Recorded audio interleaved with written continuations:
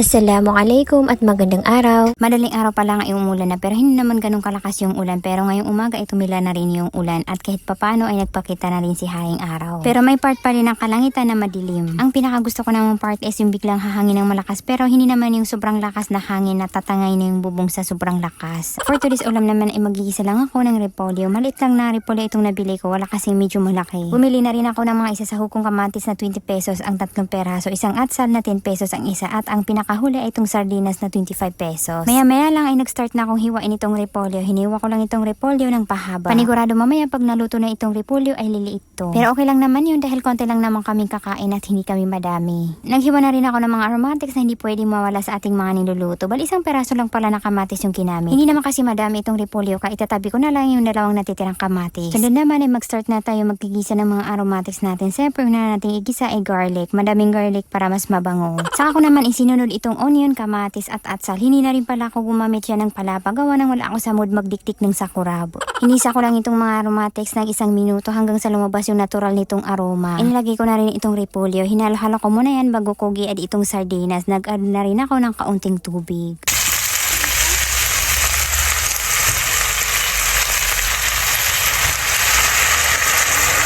Tinimplahan ko na rin pala ito ng pampalasa, paminta, asin at ilang perasong dinurog na siling green. Mas masarap kasi ito kapag maanghang. Hinalo-halo ko muna yan bago ko tinagpan. Pakukuluan lang natin yan ng saglitan lang. Pangit kasi kapag na-overcook itong repolyo, unang kulo pa lang ay pinatay ko na itong lutuan namin.